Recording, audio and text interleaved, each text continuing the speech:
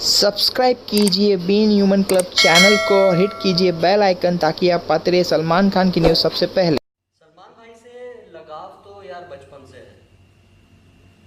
हमेशा उनकी फिल्म्स देखना और कंटिन्यू देखना।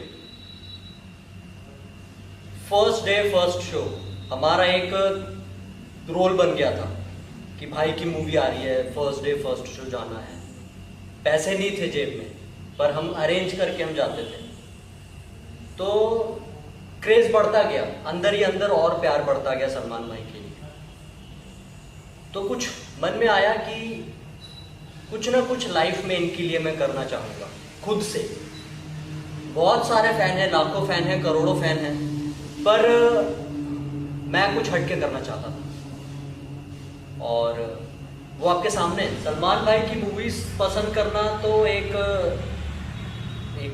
ऐसी चीज़ थी कि नापसंद का तो कोई सवाल नहीं, ठीक है। चाहे उनका रोल कैसा भी हो, वो हर रोल में बहुत जचते हैं। चाहे वो विलन के रोल में हो, कोई हीरो के रोल में हो, या किसी की भी रोल में हो, वो बेस्ट है मेरे लिए। पर एक चीज़ मेरे को उनकी बहुत यूनिक लगती है, वो दुनिया को भी लगती होगी, या फिर खैर मेरे को लगती है, या फिर मैंने कुछ उनकी अलग खूबियाँ देखी। वो रियल लाइफ में अलग है, रियल लाइफ से बहुत अलग है। वो जिस हिसाब से चैरिटी करते हैं, लोगों की हेल्प करते हैं, बच्चों की हेल्प करते हैं, वो उनका वो काम मेरे को दिल से छू गया। तो मैंने बोला सलमान भाई के जितने फॉलोवर्स हैं, तो कुछ परसेंटेज से कुछ लोग उनको पसंद नहीं भी करते हैं, पर उनका कोई रीज़न नहीं है नापसंद करने का। उनका कोई और रीज़न होगा जो मेरे को शायद नहीं जानना है। पर जिस रीज़न से मैं पसंद करता हूँ वो रीज़न यही है कि वो एक रोल मॉडल के बाद मेरे लिए वो सबसे बड़े एक हेल्पिंग हैंड है, जो उन लोगों की मदद करते हैं जो आज के टाइम पे नीडी हैं, जिनको ज़रूरत है। छोटे बच्चों की कुछ ऐसी प्रॉब्लम्स होती हैं जिनमें हॉस्पिटल से बहुत पैसा लगता है। सलमान भाई ने बहुत मदद की, खूब चैरिटी का, मेरे को दिल से छू गई बात। तो मैंने बोला कि सलमान भाई के लिए मैं वो काम करूँगा, मैं वो चीज़ क्रिएट करूँगा अपनी आर्ट फॉर्म के अंदर जो अभी तक नहीं आई, और वो मैंने करके दिखाई। आर्ट स्टार्ट करने से पहले कुछ चीज़ें ऐसी होती हैं, बहुत बारीकी से और बहुत सोच समझ के चीज़ों को सेलेक्ट करना होता है, बहुत सोच समझ के। ऐसा नहीं है कि आप कुछ भी चीज़ें इकट्ठी करके या कुछ भी चीज़ों को मिला के आप एक बहुत यूनिक सी आर्ट बना दो। वो सब मैंने ये सोचा कि मैं कुछ ऐसा डिफरेंट यूज़ करूं उसमें, या कुछ ऐसा मैं कुछ ऐसी चीज़ें मैं सोचूं, कुछ ऐसी चीज़ें, कुछ ऐसे बदलाव में लेके आऊँ उसमें जो आर्ट में कि बहुत यूनिक लगे वो। शशांक सर को मैंने थोड़ा सा अप्रोच करा, वो थोड़े से शेड्यूल उनका जो है बिजी रहता है, और मैंने उनसे पूछा कि सर कुछ ऐसा ऐसा इशू आ रहा है तो क्या कर सकते हैं। तो उन्होंने बोला एक काम करते हैं, मैं आपके पास आता हूँ, आप मेरे को बताओ कि आप करना क्या चाहते हो, उसके ऊपर मैं आपको बताऊंगा कि क्या चीज़ से रिजल्ट बेहतर आ सकता है। वो मेरे पास आए और मैंने कुछ चीज़ें बताई कि सर देखिए, एक्चुअली मेरा जो पेटेंट है वो एक लकड़ी का पेटेंट है, और एक ऐसा पेटेंट है जिस पेटेंट के बेस पे मैं इस चीज़ को बनाना चाहूँगा। तो उन्होंने बोला ठीक है। तो बोलते प्रॉब्लम कहाँ आ रही है। तो मैंने बोला सर प्रॉब्लम ये आ रही है कि मैं इसका साइज़ बहुत बड़ा रख रहा हूँ, और ये बजट से थोड़ा सा आउट हो रहा है। पर सर ने मेरे को सजेशन दिया कि आप इसको छोटा करिए, बजट भी लो होगा, मेटेरियल भी लो लगेगा। पर मैंने बोला नहीं सर, जो मैंने फिक्स करा है वो चीज़ मेरे को करनी है, जो चीज़ मेरे माइंड में बैठ चुकी है वो मेरे को करनी है। तो उन्होंने बोला कि कैसे करोगे, मैनेज कैसे करोगे चीज़ों को, तुम लग कर क्या रहे हो, उसमें क्या लकड़ी कौन सी लगाओगे। तो मेरा जो एक फिक्स जो मेरी जो टिम्बर रहती है उसमें टीक वुड आती है जिसको सागवान बोलते हैं, और रोज वुड जो शीशम बोलते हैं। तो थोड़ी सी एक्सपेंसिव आती है, और बजट बहुत बहुत तो नहीं बोलूँगा, मतलब हमारे बजट से तो आउट हो रहा था वो। पर कहीं ना कहीं से अरेंजमेंट हुआ। हमारे जो सपोर्ट करने वाले हैं, हमारे शशांक सर हो गए जो मेरे को पूरा मेंटली प्रिपेयर कर रहे थे। हमारे फाइनेंशियल सपोर्टर हो गए, अमन सर, बहुत सपोर्ट किया उन्होंने मेरा, हर कदम पे सपोर्ट किया उन्होंने मेरा। उन्होंने बोला अरविंद जो तुमने थॉट मन में बनाया है उसको कंप्लीट करो, पीछे मत हटो। फाइनेंशियल क्या उसमें अड़ंगी आ रही है वो हम कंप्लीट करेंगे, और मेंटली आपको प्रिपेयर रहने के लिए आपके पास एक बेहतर इंसान बैठा हुआ है। शशांक सर को मैं सैल्यूट करता हूँ कि उन्होंने मेरा हर कदम पे साथ दिया इस चीज़ के लिए। तो अब ऐसा नहीं है कि हमने लकड़ी सेलेक्ट कर ली और काम स्टार्ट हो गया, ऐसा नहीं है। उसमें एक चीज़ ये थी कि मेरे को पार्ट्स ढूंढने में बहुत प्रॉब्लम आई। मैं ऐसा नहीं है कि जहाँ से लकड़ी मिलती है वहाँ पर मैंने पैसे दिए और मैंने बोला कि मेरे को फलाना फलाना लकड़ी चाहिए और मेरे को इस काम के लिए ये काम चाहिए और इतने इतने परफेक्ट साइज में चाहिए।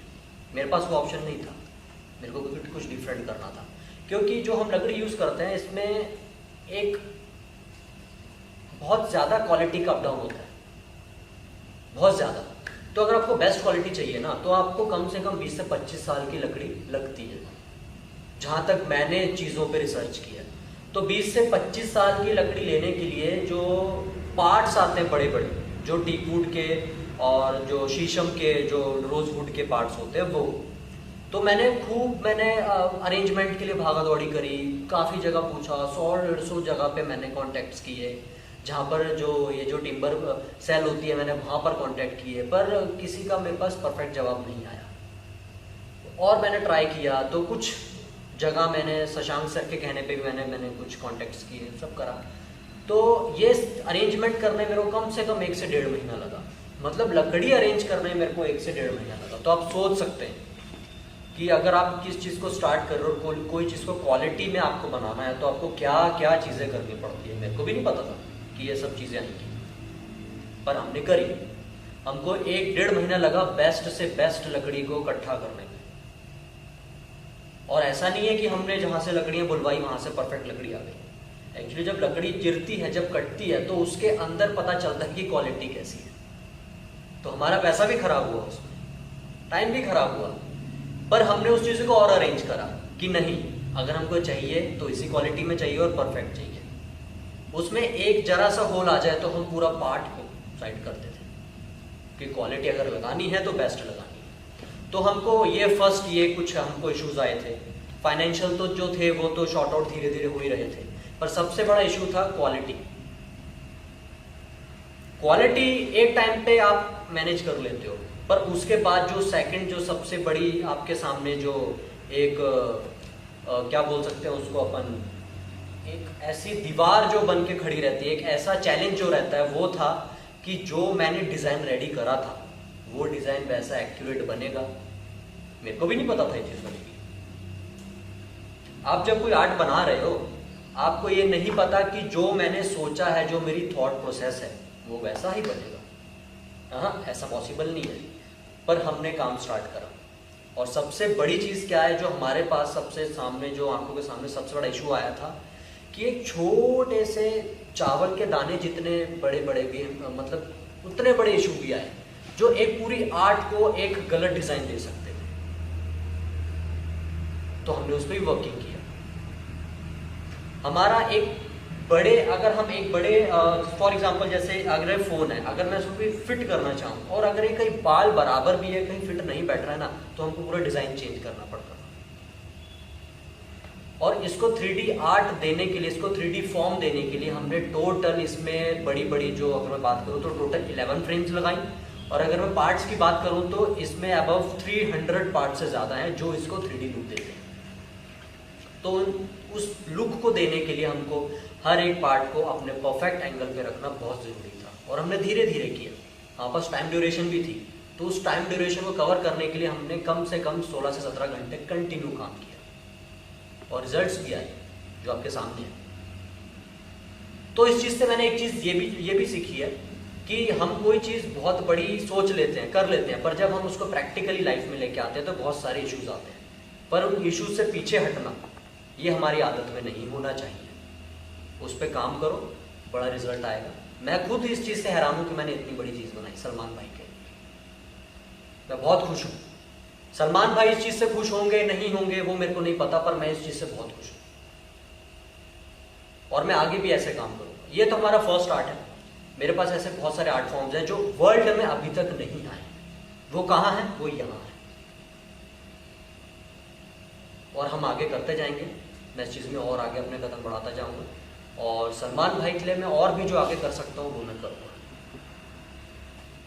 मैं उनको जता दूंगा कि भाई सैल्यूट, आपके लिए ये आर्ट बनाना कोई बहुत बड़ा टास्क तो नहीं था, पर एक इस चीज़ के लिए मैं अपनी तरफ से